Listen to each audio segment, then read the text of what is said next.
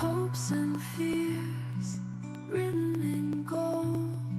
Truth appears, the stories unfold. Let the cards turn around, the stories we found. In the shadows we dance, take a chance, take a chance. Good morning and welcome to the MyTarot morning reflection.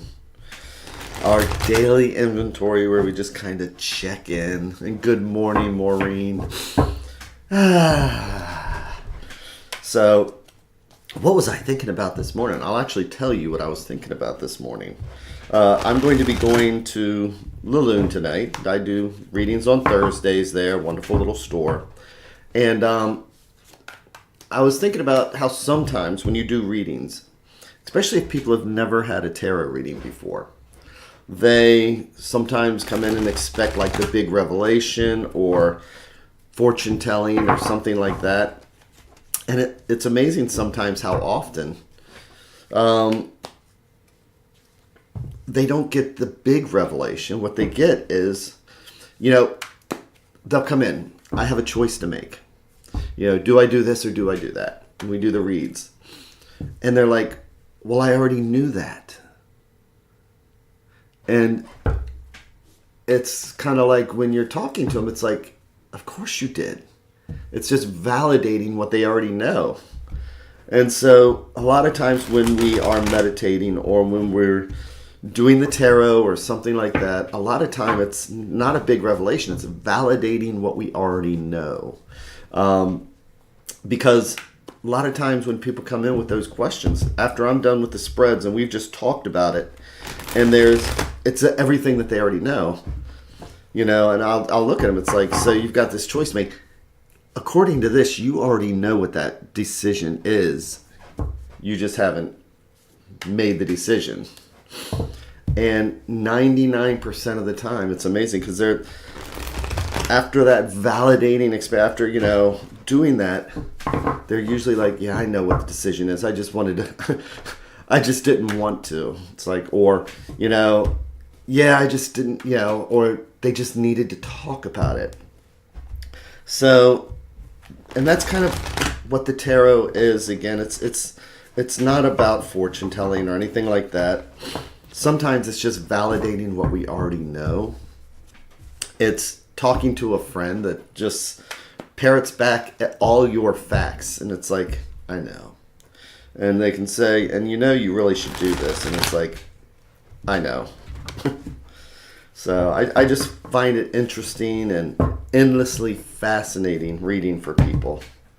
And it's actually a good way to fill my cup, especially when somebody does say, we go through all that and it's like, you, as a reader, feeling like, maybe I just need to offer to give them a refund, until they finally say, it's like, after they keep saying, well, I already know this, I already know that, until they finally say, I know, it's just, you're right. It's like, I know what I need to do. I just needed the validation.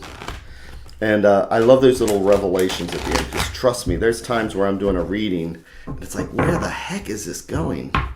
And then until the very end, when the revelation comes out, that's what really just makes the whole thing just amazing to me. So I just wanted to share that because I'm excited about going to read tonight. So what are we doing anyway, other than me babbling?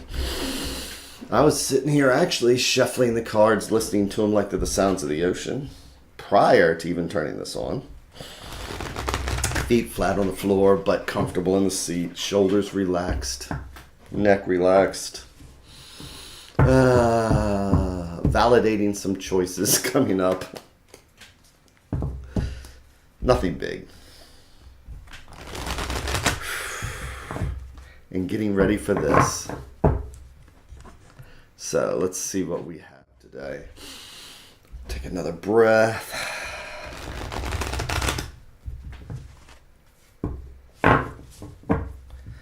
And I am going to make our 3 stacks. Each one of these stacks is like a different thread that goes out to the universe. Or if we believe in the multiverse, it's like each one of these is a different path or a different conversation to lead us down a different path, because this stack will lead down one way, this another. And it's interesting because I see, like, I pick this stack up and one card drops right there. And it just changes everything. But yesterday I did this, and so today I think I'm going to take the top stack, as intuition says. And that generally, for me, when I see the top stack, is things that are right in front of us and we don't even see them.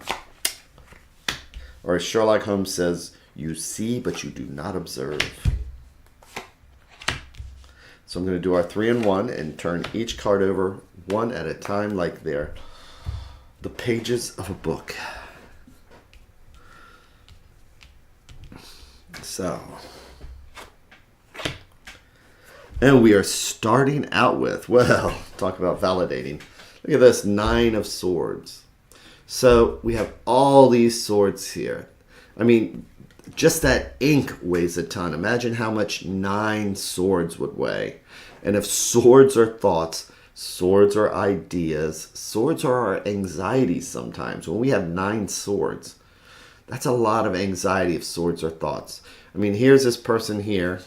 This sword is laying on this bed, and it's just surrounded by all these other things. And these are our anxieties. When we're trying to sleep, these are the things that are circling around us sometimes. So it's kind of like the things that keep us awake at night. Especially if we're doing things like moving, or, we've got things going on. But what does this one say? Oh, we have the Fool. So this can go one of two ways, because the Fool has got his back to the 9 of Swords. So what is the Fool? The Fool is someone who lets go of all those things. Talk about not seeing things that are right in front of you, because sometimes we're just oblivious, but sometimes it's also just a relief to say, you know what, I'm just not going to think about it now. I'm just going to let it go. But based on what he's walking into, because sometimes we can say, I'm just going to choose to ignore what's going on. Because, again, we've got the Fool has their back to this card. Walking into the Roi de Prix, the King of Swords.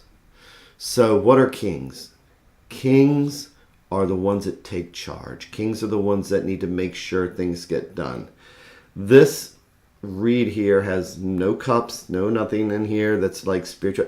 This is about getting things done, because swords are thoughts and ideas, and the king has a kingdom to maintain. It's kind of like realizing that, yes, all those, all those things that may keep us awake at night. Talk about, like I say, validating. It's like we know what we need to do. It's just so hard to do. But, the Fool pretty much is that thing where we can try and walk away. And the Fool is looking up to the King of Swords. So court cards can be us. They can be somebody else. Or they can be part of a situation.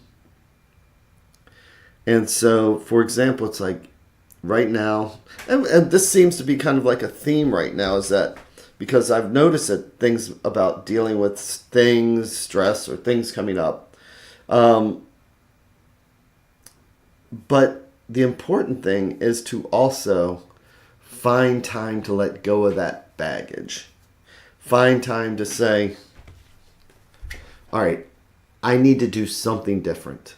I need to find something that's just going to, I need to go walk off a cliff for a minute. But here's all the anxieties right here. And if we don't give ourselves this break, if we don't sit there and take this, maybe it's just as simple as walking through the woods. And as I like to say, when I feel anxious, it's just that reminder that it's like if you take a brick and you hold it up this close, it looks like an insurmountable wall. But if you take that brick and you back it up, you realize it's just a brick and that we can see around it. And so this is almost like the Fool walking away from that brick so we can get a new perspective. finding a new perspective. It doesn't mean all our problems go away. It's just about finding a new perspective. But let's see what the advice card is. And the advice card is just a really, really nice, boring card. And what do I mean by that? The sevens are about potential, ambition, wanting to get things done. But coins are the element of earth. Coins are the things that keep us grounded. So it's not a card of movement. It's a card of growth. It's not a card of movement. It's a card of growth. And so this is one of those cards where it asks us to be patient. We've planted the seeds. We watched the plant grow, but we have to give it time to bear fruit. And sometimes that's our anxiety, because I want what I want when I want it, and I want it now, and I will lay in bed wanting and not getting. Whether I stress on it or not, time is going to take its own time. So while we are in a mode where maybe we're feeling anxious because we want something to happen now, we want, we want to wish our lives away because we wish it was already a year from now. Now, what it comes to is that just a revelation, and this is the fun part about doing tarot, sitting there with somebody who's asking a question. They can be anxious about what's going on, and we've all felt that. And then I can say something so obvious like, you just need to go for a walk. And they're like, come on, I already, And then it's like, but you know what happens when we do that and we step away? Then we can come back, and it's like, instead of just having these 9 swords, we're holding one sword, which means we're seeing clearly. That sword's upright. The king sees things clearly, and he's looking towards the future. He's looking towards the future, and how do we do that? We realize when we step back, it's like, whether I am super anxious and I just will the seed to grow. I am now planting the seed, and now my whole focus is on watching it grow. Or I can walk away from that, let the seed germinate, take charge of other things, and be prepared. So today, with the 7 of coins, it's about allowing ourselves to walk away and letting the seed germinate. Because whether we choose to feel the anxiety or not, things are going to happen no matter what. So, call somebody. This King of Swords might be somebody who can help us. Maybe we're the fool trying to deal with something, and we need to walk towards somebody who we trust. But no matter what, if it's going to take 30 days for a plant to bear fruit, nothing you're going to do is going to make it bear fruit any faster.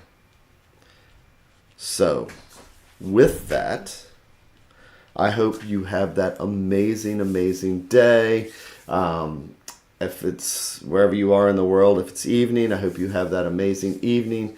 And I will be at Laloon tonight, and I'll be in Richmond, Virginia, looking for something to do. I'm going to go up there Saturday, and I have an event on Sunday. Apparently there is a putt-putt golf in somebody's house. It's a business, and they took their house and turned their house into putt-putt golf. And a bar. Putt-putt golf and bar. I don't drink, but Nina does, and she'd enjoy that. So we're going to probably go do putt-putt golf in a house. But thanks again. Take care, and I will see you all again tomorrow.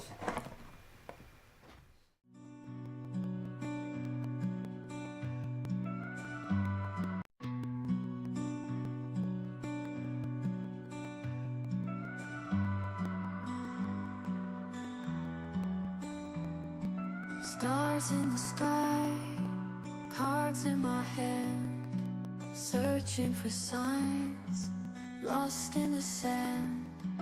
Whispers of fate